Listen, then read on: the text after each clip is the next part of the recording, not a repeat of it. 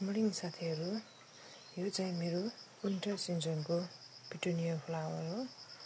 यो चाहिँ मैले विन्टरमा ल्याएर लगाएको अनि एकचोटि फुलेर सकेर मैले त्यसको डेट हेडिङ गरिदिएको हार्ड प्रुनिङ।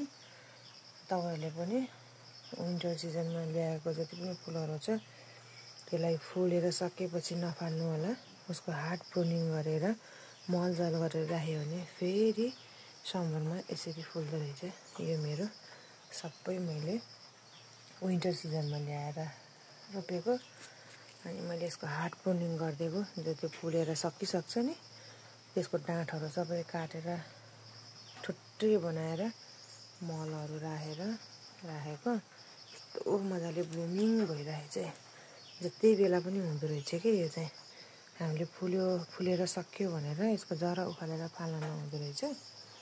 यो चाहिँ हामीले हार्ड प्रुनिङ गरेर राख्यो भने अहिले समरमा पनि यति राम्रोसँग फुल्दो रहेछ।